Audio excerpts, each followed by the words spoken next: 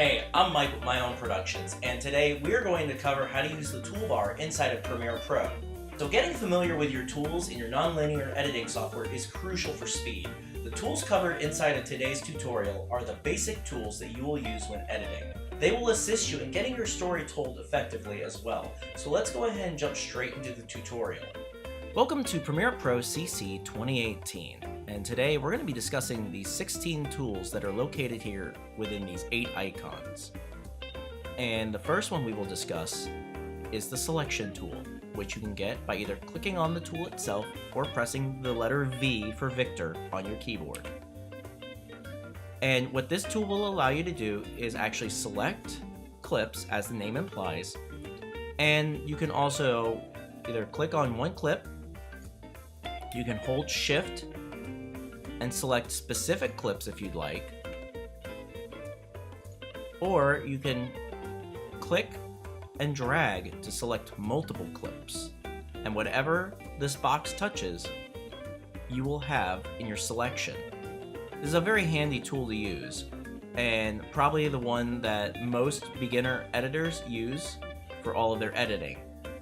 You can also click on either endpoint of a clip and you'll get these red bars. And what the red bar indicates is that you can now stretch out the audio or video or shorten it to whatever you need it to be. So like I said, a lot of beginner editors use this for cutting because it allows them to shorten and lengthen the clip to however long or short they feel it needs to be. And once we get done with the rest of these tools, you'll soon learn that the only thing you'll be using the selection tool for is simply clicking on a clip. So the next tool we are going to discuss is actually one of 2 tools here in this menu. And the one we'll be talking about first is the Track Select Forward tool, which you can get by pressing the letter A. And what this tool will allow you to do, let me zoom about a bit so you can see all these clips here, is this will allow us to select anything from a certain clip to the end of our sequence. So say I click on this green clip here, this nested clip, everything to include all these audio tracks are now selected, which works great when you need to select multiple files at once. Now, if you wanted to select just one track, whether it be audio or video, if you hold the Shift key and click on a clip, everything in just that one track will be selected. Now, I will show you this because this is important to remember. If, say, you click on, say we go to the video 1 track and we click on it, this video clip has an audio track linked to it. If we go to move anything, this audio clip will move while the rest stay stationary. So make sure you remember that when you do something like this. Now, we're going to talk about the tool that shares a menu with this that does the exact opposite of what it does, which is the Track Select Backwards tool. And just as its name implies, if we click on a clip, everything from the end of that clip forward will be selected. And you can do the same thing with holding Shift as well and clicking on one track, and everything will be selected. This tool is very fast for when you need to select multiple things at once, because if I need to move all these clips over, the easiest way for me to do it without having to zoom all the way out and then drawing a large box with the selection tool like this and trying to go all the way down to get all my audio clips that are layered, I can simply just use this tool here by pressing A and clicking, and it will select, and I can simply just click on the clips and everything's going to get selected, and I don't have to worry about, oh, did I miss a track or anything. So very handy tool to have when you need to move multiple files at once. Now, the next set of tools we'll be discussing are right here, and I tend to use some of these quite often, primarily the ripple and rolling edit tools. So the first one we'll discuss is the ripple edit tool, and this tool, which you can get by pressing the letter B, will allow you to change the edit point of a clip without leaving any gaps. And what I mean by that is, if we say zoom in to this group of clips here, because these are not After Effects files, so we don't have to worry about them needing to be re-rendered. Say I wanted at a different point for this clip here, I could simply make sure the arrows are pointing to the direction that I want on whichever clip it is that I'm working on, and then I can drag the handle like I did with the selection tool, and it'll allow me to stretch it. So now this clip is longer than it used to be. And when I play it, the edit has now changed, as opposed to this is how it originally played.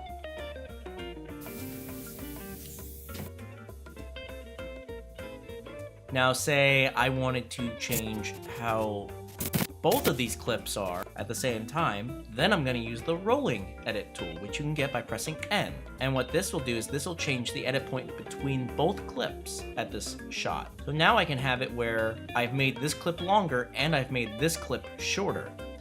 So now if I play it, you can see I'm changing where the edit point is between the two clips. And this does get very handy to use when editing, especially for if you have two clips that are synced up, like how this trash can is.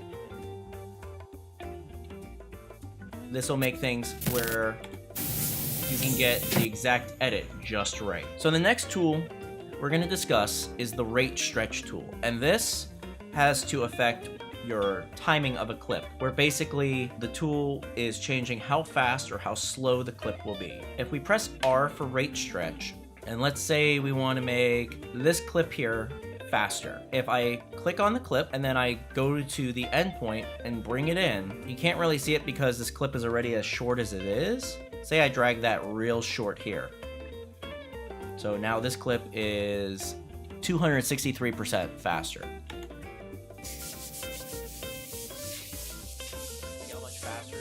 And if I were to drag it more, the clip will slow down.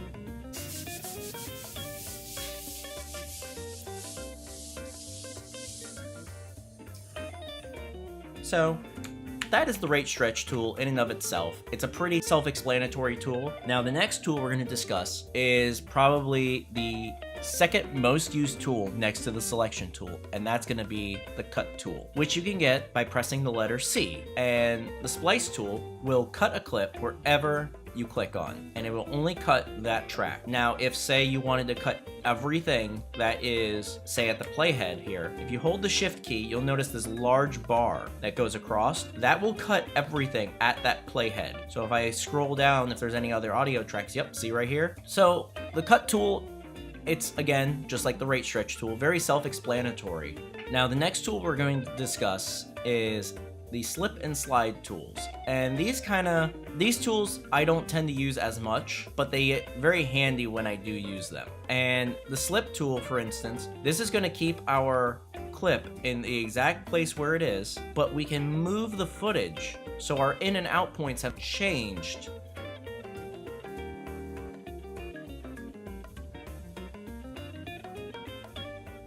Now the slide tool is used to move a clip left or right in the timeline, and at the same time it's going to trim the clips surrounding it. The duration of the sequence will not change, but the placement of your clip will change the edit point of the clips surrounding it. If I click on this middle clip here and I drag it forward, you can see all three clips in the program above where their start and ends are, and as I drag it you can see how the clip on the left is getting shorter and the one on the right is getting longer. So you can do this to move it and change where you want this clip to be. Now the pen tool you can get by pressing the letter P, and inside this menu are two other tools, which are your rectangle tool and your ellipse tool, and these have more than one use. The pen tool will allow you to add keyframes in your timeline. For instance, with opacity, I can have this clip where I can drag this down and this will fade. Or I can actually come up to my program window and start drawing around my person and it'll create a graphic. Now obviously it will stay that way, but you can animate it inside the shape controls, which we will discuss the effect controls in a later video. Now what I tend to use this tool for the most though is with masking, because it will allow me to draw my mask out precisely.